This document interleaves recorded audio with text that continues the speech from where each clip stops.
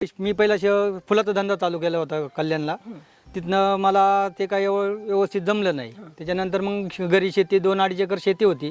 तर त्याच्यात काही हे गोंड्याची वगैरे पिकं घेतली, काही फ्लावर, काही बटाटा. मग नंतर मनात डोक्यात एक आयडिया आली की शेतीला एक जोडधंदा म्हणून आपण हे मशीनचा मी विचार केला. या दृष्टिकोनातून 4-5 म्हशी घेतल्या. मग त्याच्यापासून हे मशीनचा आपण व्यवसाय चालू केला. मंडळी नमस्कार, मी कविता रामदास ढोबळे, काव्यास ब्लॉग या आपल्या मराठमोळा यूट्यूब चॅनलमध्ये तुमचं पुन्हा एकदा अगदी मनापासून स्वागत करते.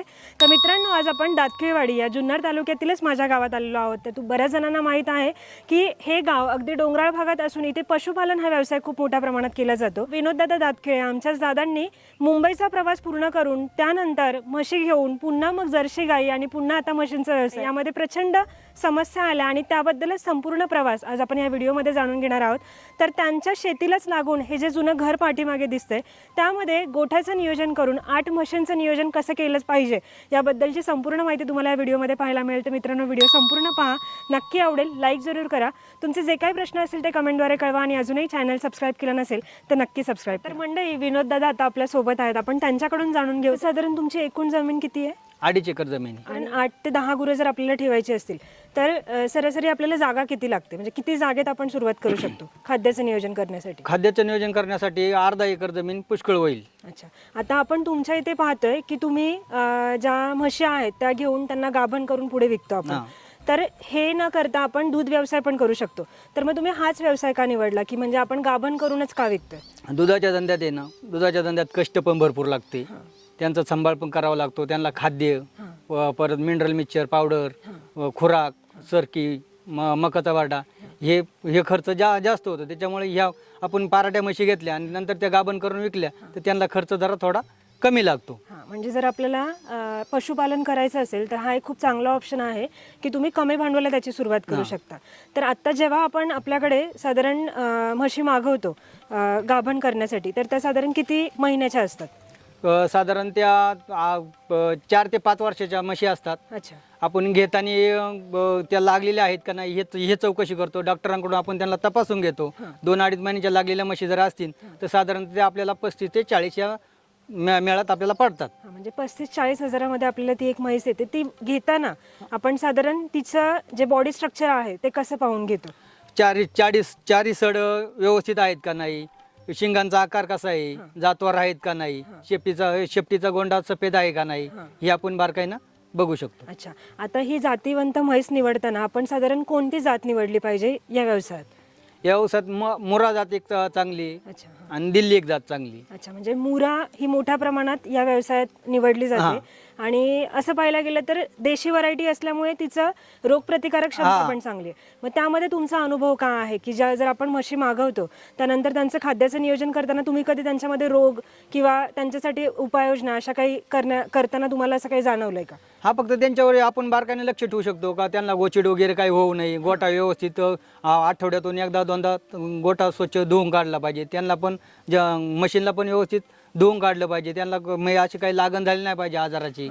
याच्याकडे आपण बारकाईने लक्ष देऊ शकतो. अच्छा, आता लसीकरण जे आहे ते आपण आपल्याकडे असताना करतो की आपल्याकडे आपण ज्यावेळेस मागवतोय 4-5 वर्षाच्या तर त्यावेळेस त्यांचं करून आलेलं असतं? नाही, आपल्याकडे आल्यानंतर आपण 1 महिन्या 15 दिवसांनी आपण एकदा लसीकरण त्यांचं केलंच पाहिजे. कोणतं लसीकरण आपण? हे खरकूत वगैरे हे रोग त्यांना येऊ नये म्हणून. अच्छा, आता साधारण आपल्याकडे म्हैस आणल्यापासून तिचं खाद्याचं नियोजन आपण कसं करतो, म्हणजे सकाळ संध्याकाळ किंवा साधारण मध्ये आपण कसं त्यांचं नियोजन करतो? नाही, सकाळ दुपार संध्याकाळ 3 टाइम मशीनला आपण खाद्य देतो. आपल्या खाद्यासाठी हत्ती गवताची नियोजन. आता आपण असं पाहायला गेलं तर अगदी डोंगराळ भागात राहतो आणि आपल्याकडे रानात बऱ्यापैकी खाद्य उपलब्ध आहे.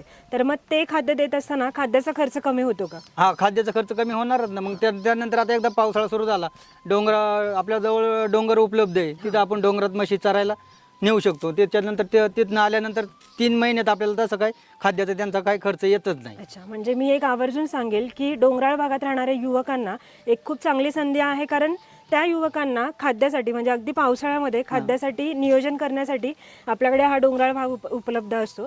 तर दादा खाद्याचं नियोजन करत असताना आपण कोणतं गवत निवडतो, म्हणजे कोणतं चांगलं गवत आपण त्यातून चांगले न्यूट्रिएंट मिळू शकतात, असं कोणतं एखादं गवत आहे? सुपर नेपियर म्हणून एक गवत आहे, त्याच्यात जास्त कॅल्शियमचं प्रमाण जास्त आहे. साधारणतः आता दीड वर्ष झालेले आहे लावल्याला. साधारणतः हे 3-3.5 वर्ष चालतं एकदा लावल्यानंतर. पहिलं आपण लावल्यानंतर 1 महिना कापणीसाठी घ्यावा लागतो. 1 महिन्यानंतर ते रेग्युलर चालू होते कापाय. आता जे मी नेपियर गवत आणलेलं आहे त्याच्याकडे आपल्याकडं कुट्टी उपलब्ध आहे. कुट्टी केल्यानंतर नेपियर गवताची कुट्टी जास्त वेस्टेज जात नाही, जे त्रवांना खायला पण सोयीस्कर पडते. पाणी आपल्याकडं त्यांना पाण्यासाठी आपण इथं बाहेर छोटीशी टाकी बांधलेली आहे. त्या टाकीत विहिरीतनं मोटर टाकून ते पाणी तिथं उपलब्ध केलेली आहे त्यांना पिण्यासाठी. अच्छा, आता त्यांना निरोगी ठेवण्यासाठी तितकी स्वच्छता ठेवणं पण गरजेचं आहे. स्वच्छता ठेवणं गरजेचं आहे. त्यांना आठवड्यातून 2 वेळा धुवून काढलं पाहिजे, गोठा एकदम स्वच्छ केला पाहिजे, त्यांची आपण काळजी घेतलीच पाहिजे. दादा, आपण जी 1.5-2 महिन्याची लागलेली म्हैस आपण जी विकत घेतो तर ती किती रकमेला मिळते? साधारणतः ती म्हैस आपल्याला 35,000 ते 40,000 रुपयापर्यंत पडते. अच्छा, हां.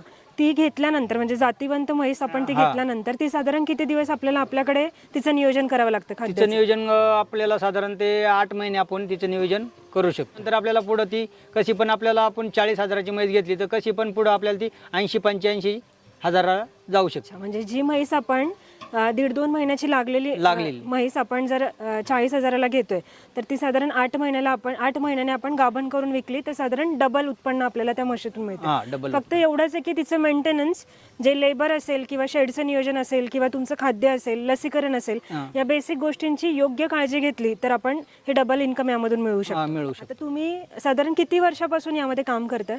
4 वर्ष झाले.